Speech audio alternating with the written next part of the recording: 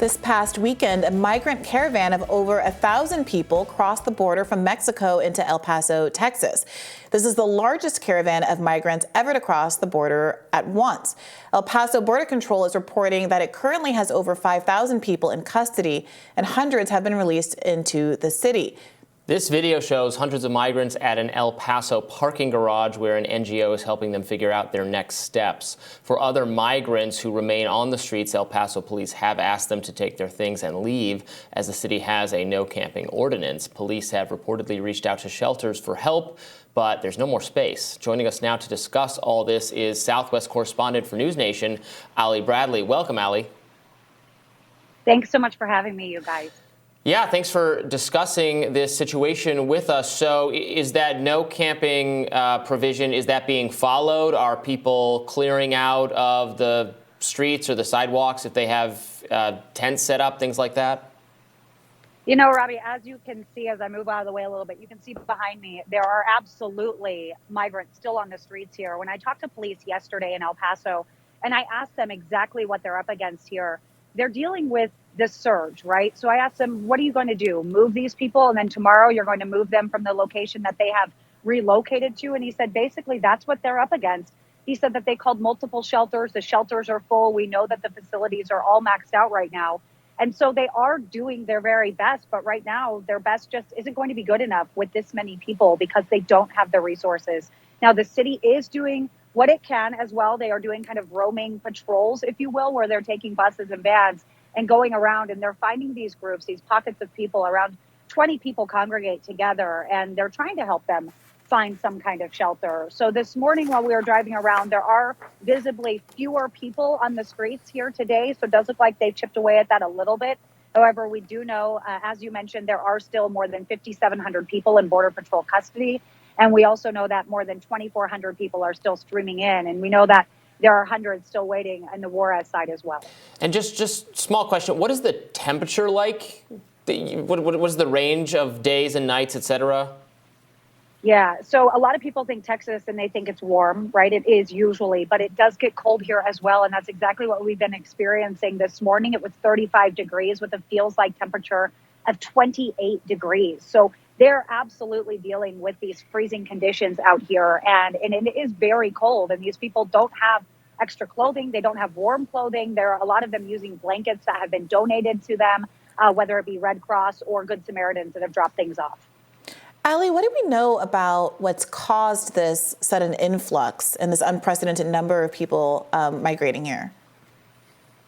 Well, we do know that the caravan takes a lot of time to move up from southern Mexico and all the way to our southern border. So that's part of it. However, the cartel controls the southern border. So they decide when and where to push people through. And when we see these massive groups of people ahead of the end of a health code policy like Title 42, which is impending the expiration December 21st, we're kind of scratching our heads a little bit here, Brianna, because why push through now? Why not wait until Title 42 is over next week?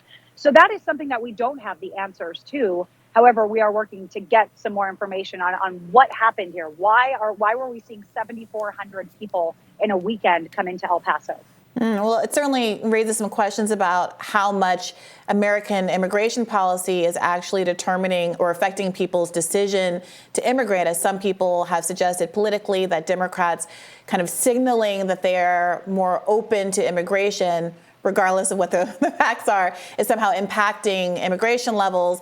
I agree that the timing of this doesn't seem to necessarily line up with that, but I look forward to hearing more about that. Earlier this week, dozens of migrants crossed through the Cocapa Gap in Yuma, Arizona, lighting fires along the way to stay warm. And as you mentioned, temperatures dropping below 40 degrees. In total, 6,964 migrants crossed into the Yuma area in just the past week.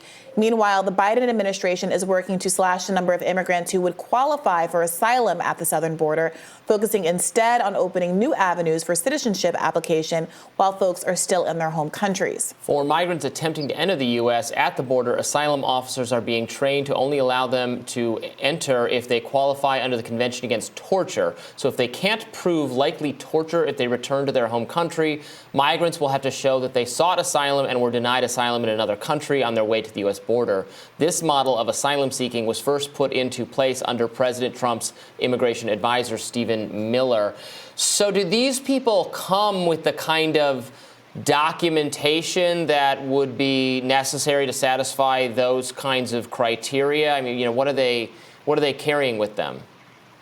No, right now they're just carrying their release paperwork. Most of them might have reporting instructions or a notice to appear in court. But every single migrant that I've talked to, they are trying to work here, which does not constitute as an asylum claim. So that is something that our administration is going to have to work out and figure out. But one of the people that I talked with saying that they want to be here to work, she's from Nicaragua, a country that the administration is considering expanding a program that they introduced in October that is right now targeting Venezuelans. They're expanding that potentially to Nicaraguans. That's part of their contingency plan once Title 42 goes away. And we'll see what comes of that and if that does happen. But that's kind of one of those pathways that you were talking about there. But something interesting that I should mention here, a lot of the migrants that I've talked to as well, and I also posted this video to Twitter, they believe that the border is open right now. So Brianna, you asked me what's causing this and is this policy?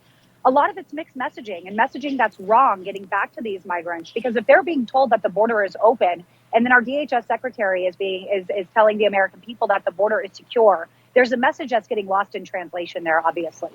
Hallie, who is telling them the border is open? Kamala Harris famously rankled a lot of folks when, as part of her assigned duties as vice president, she went south and declared, do not come, do not come. So where is this contradictory messaging coming from, do you think? It could be coming from family, friends, anybody like that, because if somebody made it over here successfully, that is a game of telephone. That makes it back to the next person. I'd say, I made it over this way. It was easy or it was hard, and this is what I went through. But the other thing is, Brianna, cartel doesn't make money if people don't think that they have a chance of getting across the border. So by using that message and by saying that, yeah, they're going to let you in, that offers them the misconception, and they're now operating under the guise that they're going to be able to walk across the border, and they are. We're seeing it happen. So when they say the border is open, they're not necessarily wrong, because they were able to just walk right in.